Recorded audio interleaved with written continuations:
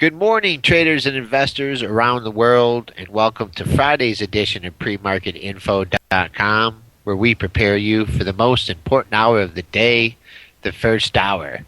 Well, Dennis, a lot of earnings news out there, but still only a 6-point range in the S&Ps this morning. Market surprisingly quiet. We had a lot of news after hours, 5 major reports after hours, GE this morning, so there is some earnings out here.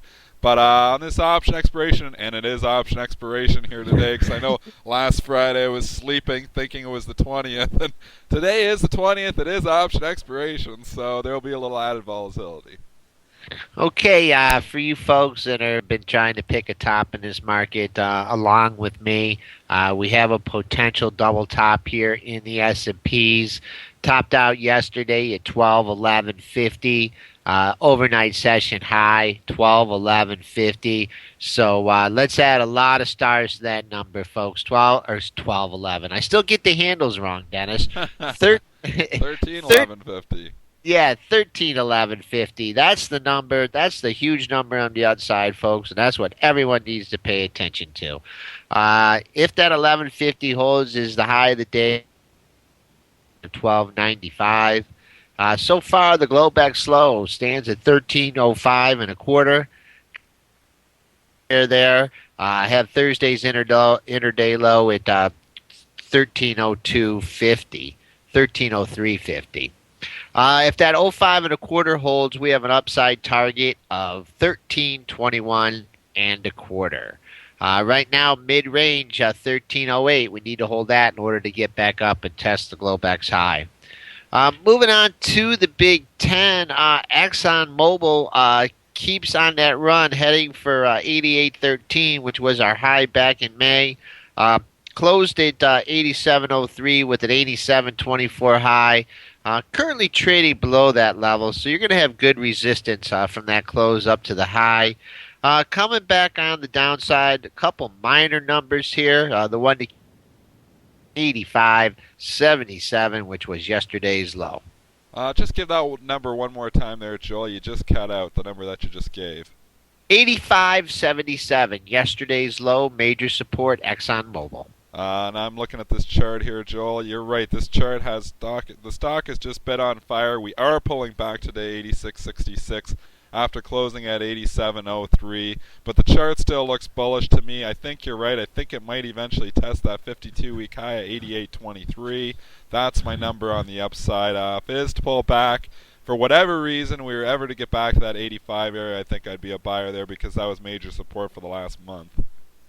Okay, moving to Apple Computer, seems unaffected by all the Google and Intel news. IBM you can throw in there. New all-time high yesterday at 431.37. Obviously, that's our big number on the upside. The close, 427.75, was actually the all-time high for quite a while. That will be resistance as well. I'm really looking at this thing. I was looking at this 426 level. There was a couple bottoms there.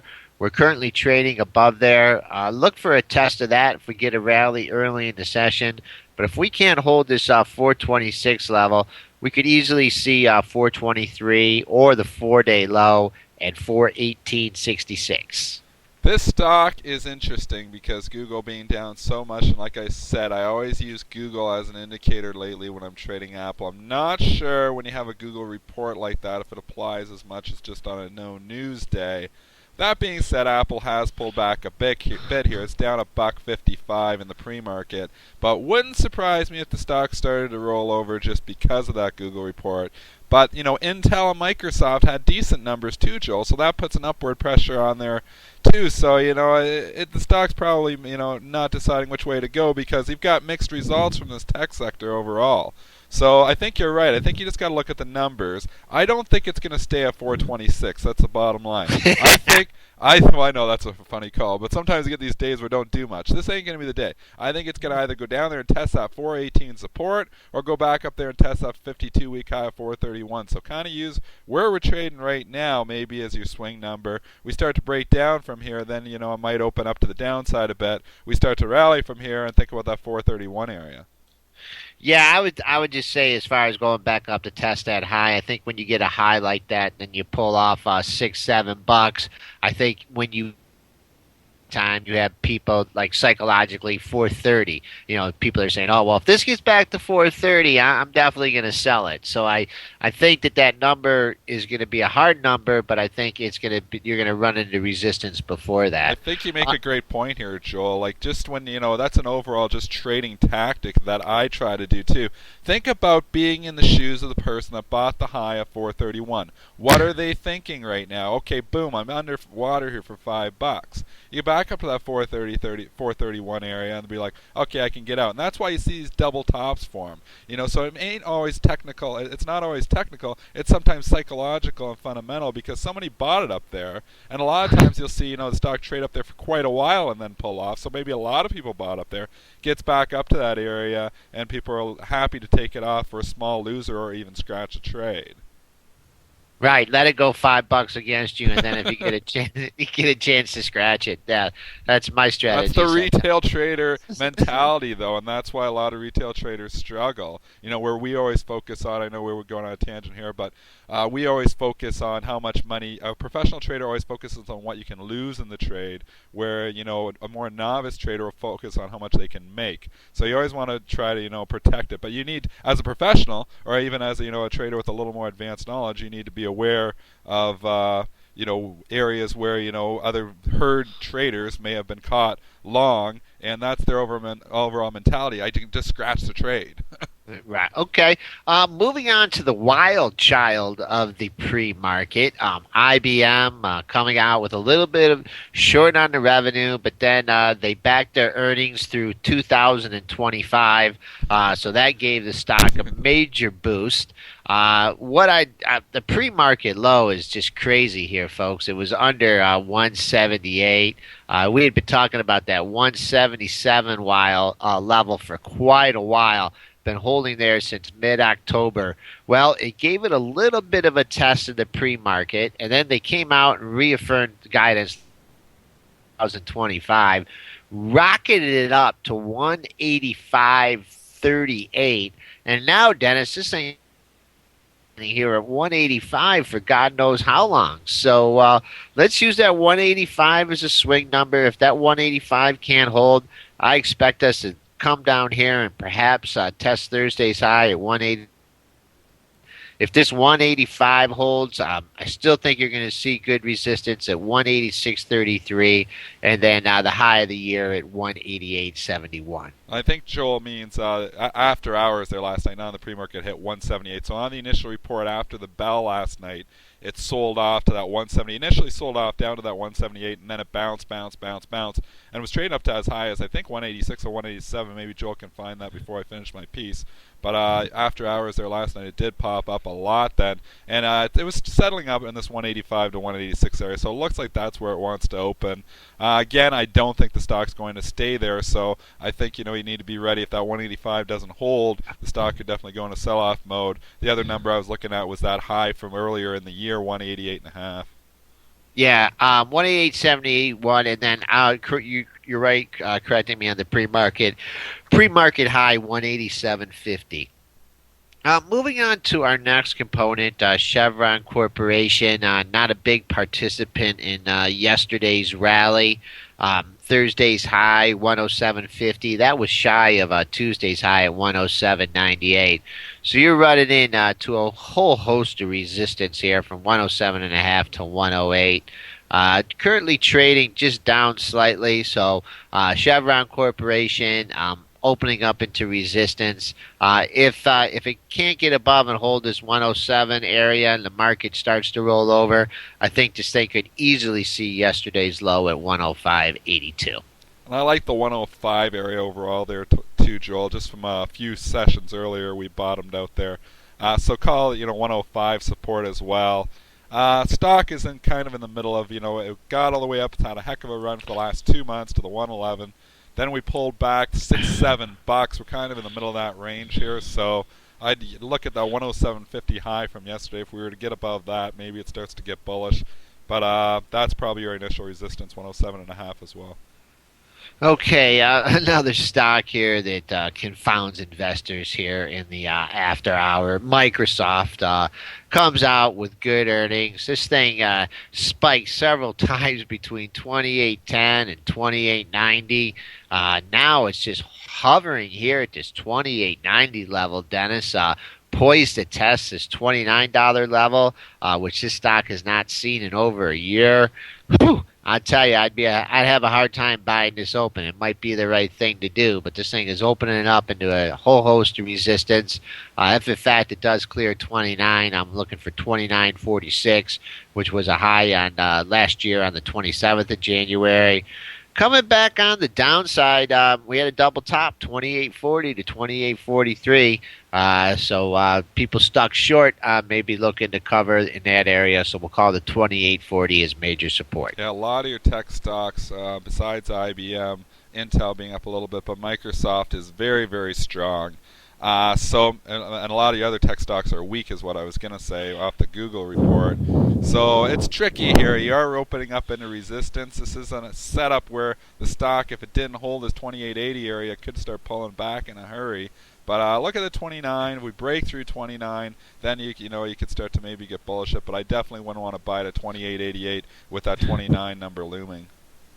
Okay, moving on to another earnings announcements. General Electric disappointing the street a little bit here, trading down substantially for this stock, 49 cents. Interestingly, I can give you some good numbers on this. 1850s, just 1850 to 1856. It's just been the rock of Gibraltar in this stock. Dipped under it briefly in the pre-market, approached it, or in the after hours, approached it again not too long ago. 1850 is the number. If it can't hold 1850, we could be in for a little bit of a breakdown in this area, perhaps to another double bottom area at 1823 to 1829. The same dynamics that you have like in the Apple. This thing has had a big run, so people are going to be, using that 1917 Thursday's high as a reference point, as well as 1915. First stopping point on the upside would be Thursday's low at 1893. You got that fake out play there too, Joe, where we broke out through the 19 area prior to the earnings report, and now pulling back below the 19 again. You wonder if you caught a few people buying the breakout there, gambling that the earnings were going to be good. So that would be one catalyst for the stock to go lower here. I like that 1850 support. I think you will find some initial buyers there. But if we were to take out that 1850 area, then you can open up a little bit of air, possibly down to the 18. So I'd say the stock needs to hold 1850, or it could be in a little bit of trouble. Yeah, one other thing that we've mentioned a few times on the show is the old three close theory. And we had mentioned the last few days we were looking for three closes above 19. Well, you got two. You got 1902 and 1915, and maybe you can sneak back up to there today and settle above that area for confirmation of the next move up. Moving on to Procter Gamble, still struggling to get back up to those pre-dividend levels, so folks can get out on a scratch for the ones that bought it strictly for the dividend. Got up to 66 and a quarter. You had the close before the ex-dividend day at 66.26, so that's a huge number on the upside. 66.08 was the close, very close to Wednesday's close. So that $66 level would be a good swing area for you traders that are looking to trade the Procter & Gamble today. I don't know, Dennis, is there some news out on it being down 63, or is that just a good old-fashioned sell-off? No, actually, Morgan Stanley giving it a downgrade, Joel, so it is news related. That's why the stocks trade down 65 cents here in the pre-market at 65.45 after closing at 66.08. So, which is a pretty good sell-off, Joel, for this stock. This stock is usually a lower beta stock. Yeah, I do have an option expiration open, so I think if you were able to, this stock could definitely get weak, but if it was to rally up for whatever reason near the open, maybe in the high 65s, I'd probably be a seller up there. Yeah, well, actually, it's opening up into good support, Dennis. We have yesterday's low right in this area at 65.37, and you had a 4-day low at 65.42. So don't get too faked on the open, folks. If this thing does open to that support, I've seen this stock do this before. If it doesn't hold that, then don't be a hero and buy more at 65. I think this thing could be heading for a multi-day low at what do we have here in Procter and Gamble? We have the a low down in the 64.5 area that we'd have to keep an eye on. Moving on to our next component, AT&T sneaking up near that 30.50 level again, hovering up there right now. Tuesdays and Thursdays high, 30.45 to 30.47. It's a tough play. I'm sure there's more stock in there at 30.50. So if you're playing on the long side, don't let this thing get much below the close if you're going to play it that way. Thursday's low at 30.30 coincides with Wednesday's close. Real tight range there in AT&T, Dennis. Yeah, 30.50 is huge, Joel, here. It's kind of like caught in the tractor beam a little bit here right now, which is why I think it keeps getting tighter and tighter as those high-frequency guys like to sell in front of that 30.40 area, and then they bid it right away, and those bids actually act like support. We talked about that tractor beam play on their education portion of our site. But that's kind of what it is. Hey, kind of caught in there a bit. What's that, Joel? Oh, I was just gonna move on to J&J. This stock has had multiple closes right here in the 65.20 area. Just will not budge above this 65.23. Yesterday's high, Wednesday's high is just above that. Someone's trying to get out of this stock, Dennis, all the way up to like 65.5. So it's hard to recommend, buying this thing looking for a rip-roaring rally when it's just had this major consolidation here in this area. Minor support at 65. I like the 64.79 level. Below that, 64.36 could be another stopping point for J&J. 65.5 too, Joel. If it gets above that 65.25 area, more resistance at 65.5. It's a number we've talked about a few times in the last few weeks, and that 65.5 still looks like it's going to be some pretty big resistance. Okay, Pfizer, after knocking on the door at 22, got turned back yesterday at 21.91. Actually snuck down as low as 21.51 before recovering to settle at 21.84, trading down a few cents from there. I imagine that things are going to be real thick up to the $22 level here, Dennis. As we mentioned earlier in the week, this stock is approaching March of 2008 highs. So if if you've been holding on to buying this stock for the last 4 years, here's an opportunity to get out right around $22. Chart looks broken to me, Joel. I'd be a seller probably right here at settlement 21.84 all the way up to the 22 area for you swing traders. That is, I think the stock probably moves lower. Okay, that's a wrap of the Big Ten, folks. SPU's just hanging out here just around mid-range, 1307. We'll take a quick break, and we'll be back with our market movers.